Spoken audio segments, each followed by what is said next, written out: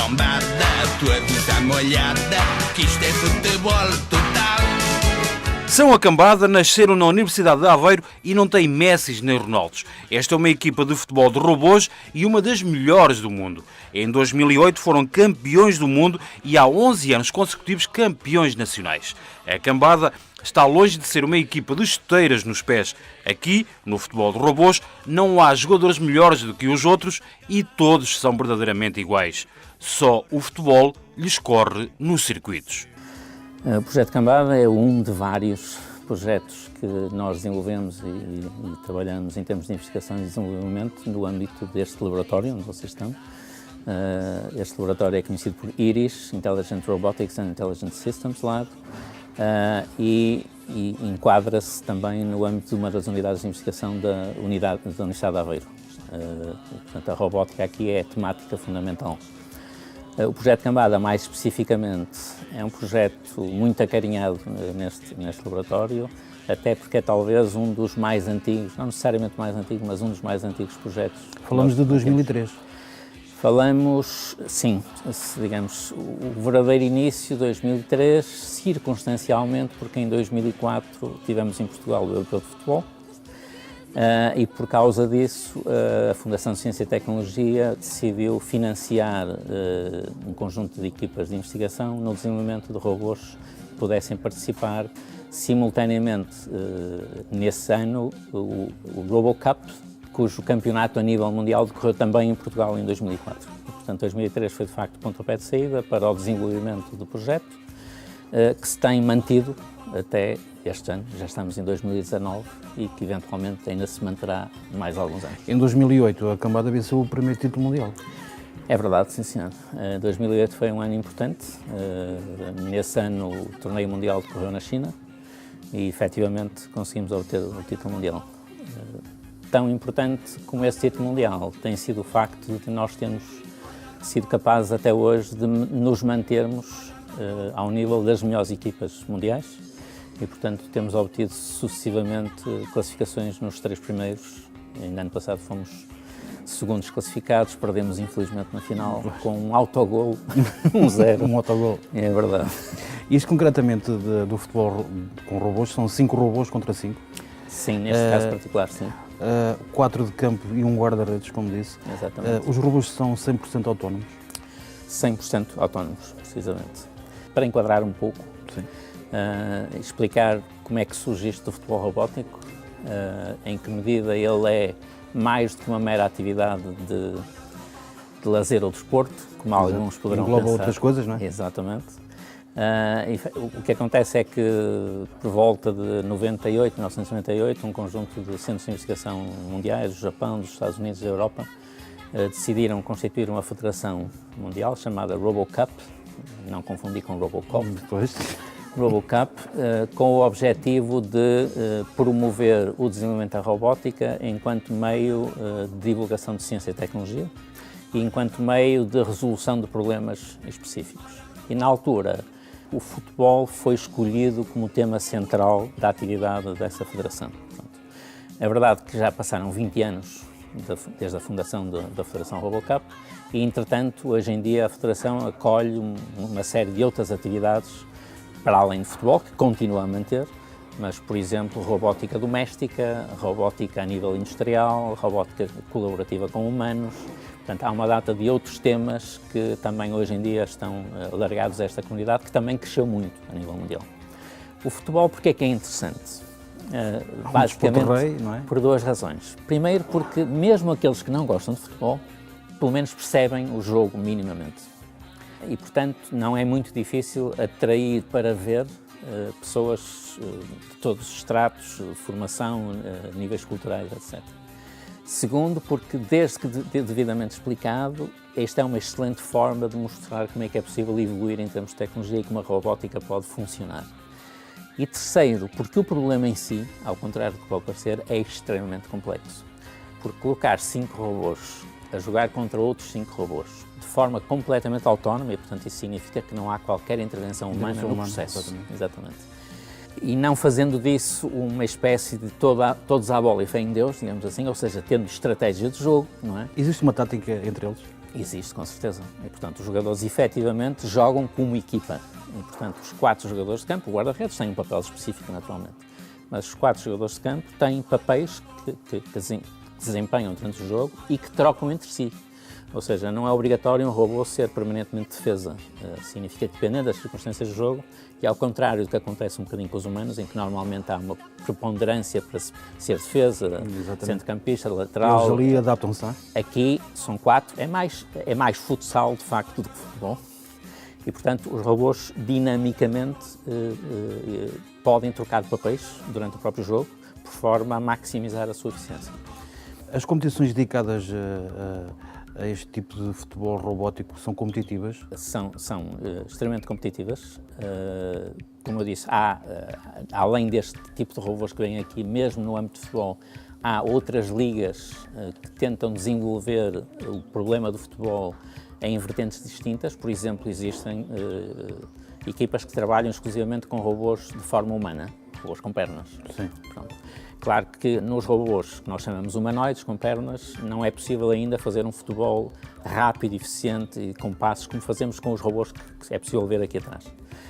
No entanto, o objetivo que foi fixado em 98, foi que em 2050 fôssemos capazes de ter uma equipa de futebolistas de forma humana, robôs, capazes de vencer a equipa campeã do mundo de futebol humana. Pronto. É claro que este objetivo é uma espécie de cenoura, um atrator, algo que nos mantém a trabalhar, não é? Não é muito importante se vamos ou não vamos ter essa equipa.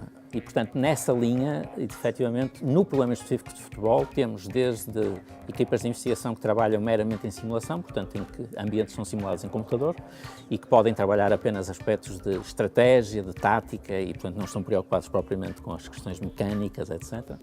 Existem equipas de robôs semelhantes a estes que estão a ver aqui, mas mais pequenos e que, em vez de serem completamente autónomos, no sentido de cada um decide por si, têm um sistema de visão global e há um computador que decide por todos. Existem os tais futebolistas com pernas, em vários escalões, uns mais pequenos, uns médios, outros chamamos adultos e por aí fora. E o conhecimento que vai sendo desenvolvido em cada uma das ligas vai sendo transportado para as restantes, para no fim convergir para a tal potencial equipa em 2050 que poderia ganhar o campeonato do mundo de futebol. Isso vai englobar muitas características, a visão artificial, a fusão sensorial, o controle dinâmico dos robôs. Isso é uma evolução que está todos os dias a ser estudada por vocês. Sim. A robótica, portanto, é preciso explicar, há quem às vezes pensa que a robótica é uma área científica, não é. A robótica é uma área horizontal na qual se aplicam uma enormidade de áreas científicas, desde materiais, por exemplo. Nós, se quisermos fazer robôs que possam jogar contra humanos, eles têm que ser construídos de forma a não magoar os humanos. Exatamente. Enquanto que os nossos robôs, que vocês veem aqui, jogam contra outros robôs e, portanto, se baterem uns contra os outros, eles são suficientemente resistentes. E embora façamos, normalmente todos os anos, a equipa campeã do mundo faz um jogo contra uma equipa de humanos, mas aí há cuidado de desacelerar os robôs para não haver pena nas partidas, etc. Portanto, há coisas como materiais, como disse muito bem, aspectos da versão sensorial, que é fundamental, aspectos de mecânica, naturalmente, aspectos de eletrónica, aspectos de comunicação a muito nível, incluindo a comunicação sem fios, porque eles têm que poder comunicar entre si. De outra forma, não é possível haver uma estratégia de equipa, naturalmente. Não é? Até depois às camadas ditas de mais alto nível de software, que envolvem aprendizagem, que envolvem fusão sensorial, que envolvem estratégia e, portanto, tudo isso são áreas que caem dentro de uma peça que é aquele nosso robô que está... E essas áreas um dia vão ser usadas para o uso humano? Sim, já estão a ser. Já estão a ser usadas, mas cada vez mais, não é? Cada vez mais, não é? E muitas vezes as pessoas nem se apercebem disso. Cada vez mais é difícil definir exatamente o que é um robô. Curiosamente, nós, por exemplo, chamamos robô de cozinha uma máquina que temos em cima de uma mesa. Porquê? Porque ela tem um determinado tipo de inteligência artificial lá dentro, digamos assim, não é? Uma máquina de lavar hoje em dia pode ser suficientemente inteligente para determinar que tipo de roupa tem lá dentro, como é que deve lavar para otimizar o consumo. É um robô. Carros que guiam sozinhos são robôs. Ora bem, todo o conhecimento que desenvolvemos em robótica, na realidade, está metido nessas várias componentes. Isso é a relação entre os robôs e os humanos. Como é que vê o futuro dessa relação? É aquilo que nós Essa é uma vimos pergunta que se coloca muitas vezes, e em particular muitas vezes surge o medo se a robótica vai roubar. Vai-se virar contra o humano. Virar contra o humano, mas eu julgo que o medo mais próximo do que esse é a robótica poder roubar emprego aos humanos. Não é? Ou seja, um dia destes só Ao fim e ao temos cabo já robôs está a em roubar. fábricas. Já está a roubar, entre aspas, não é? É verdade e não. A revolução que aconteceu quando os computadores se tornaram pessoais é de alguma forma semelhante àquilo que está a acontecer hoje com a robótica. Na altura também, quem vira um filme qualquer dos anos 70 ou 80, passado num dos escritórios em Nova Iorque, vai ver umas centenas de datilógrafas a datilografar texto. Hoje não existe isso, não é? Os computadores pessoais retiraram, não é? Hoje estão ao acesso de todos, hoje estão nos telemóveis, no fundo. E, portanto, na realidade, o que aconteceu foi que houve uma evolução no trabalho das pessoas. Portanto, houve trabalhos que deixaram de ser feitos por aquele conjunto de pessoas para ser substituído por outras. E é isso que acontece, inevitavelmente. A robótica não é um processo instantâneo. Não vai aparecer tudo cheio de robôs de um dia para o outro. Eles vão aparecendo. Hoje temos aspiradores que nos aspiram a casa, não é? Amanhã já existem corta-relvas também que fazem isso. Os preços ainda são relativamente altos, não é? Começam a aparecer soluções para, por exemplo, acompanhar pessoas que vivem sozinhas, ou com terceira idade, ou com doenças e que precisam de monitorização constante. Ajuda de catástrofe. Exatamente. As situações de busca e salvamento em situações de catástrofe, enfim. E depois é possível também não esconder isso. Há o outro lado desse tipo de aplicações militares. Portanto, nem sempre, é claro que os militares dirão que a robótica é usada para poupar os nossos soldados.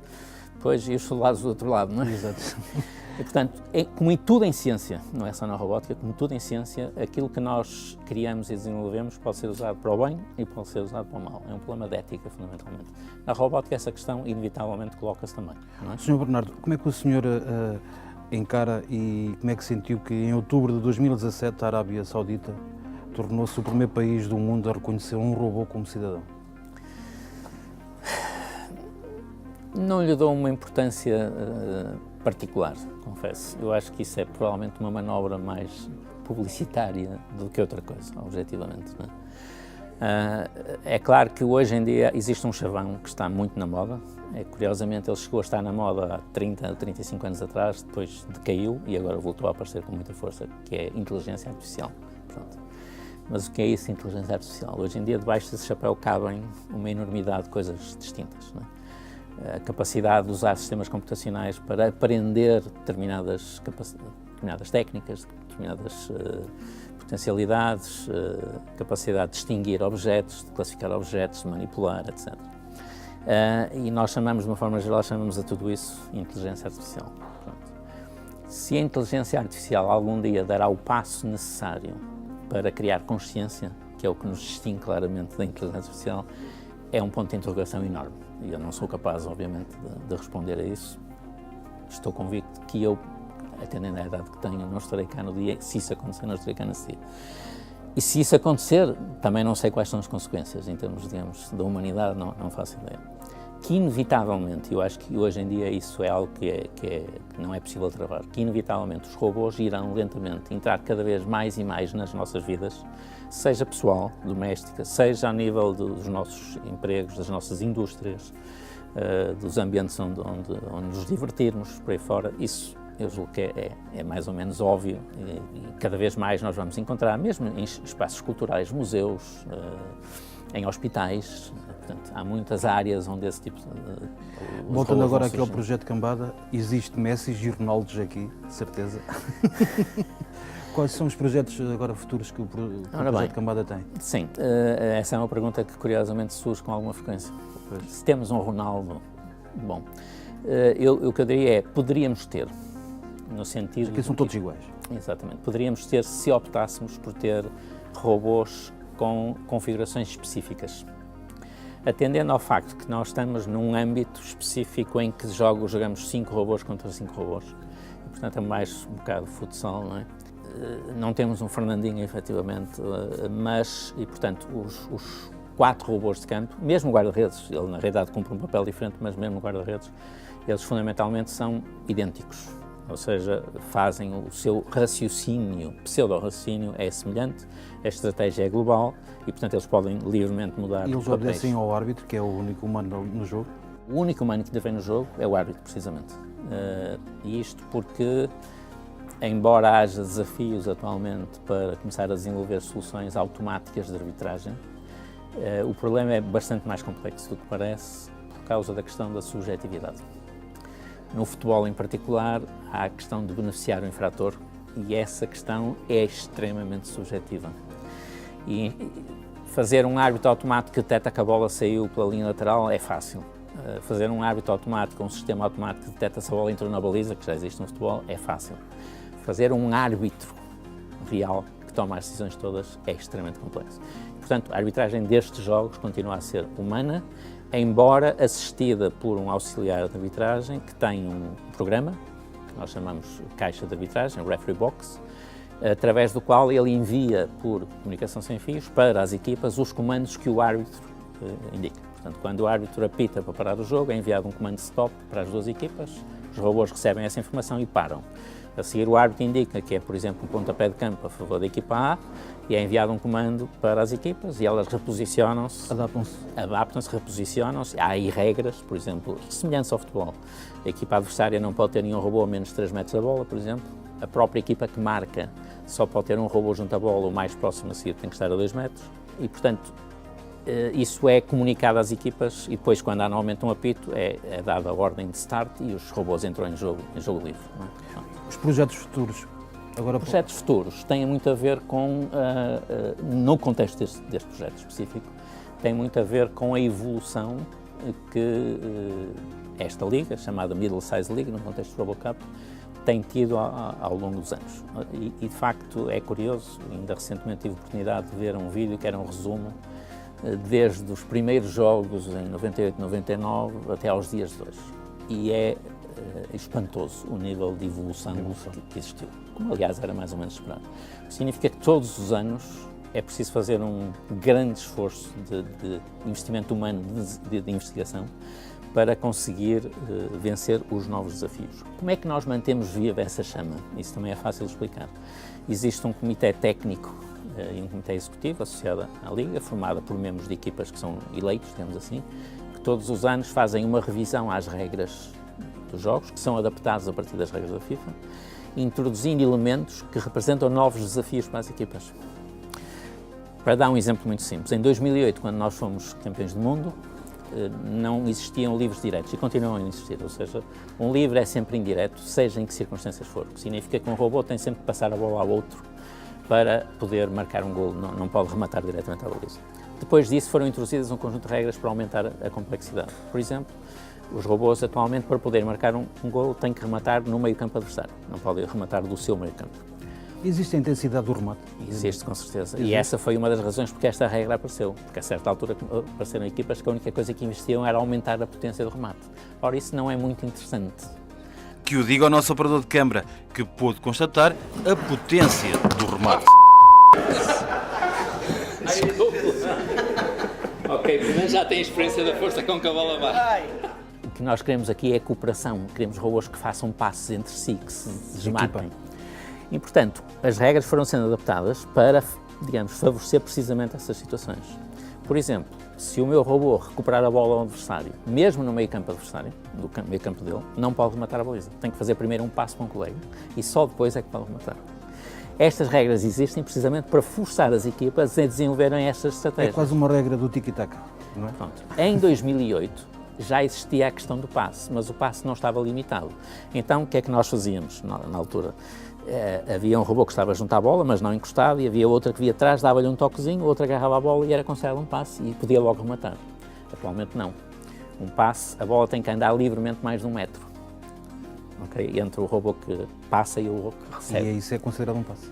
Isso aí já é considerado um passe. Mais de 1 metro é considerado um passe.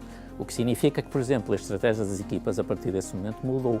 Começou a ser menos posicional e mais marcação homem a homem, ou seja, as equipas tendem a defender, por um lado, posicionalmente, normalmente tem um jogador, e tentam cobrir os potenciais receptores de bola.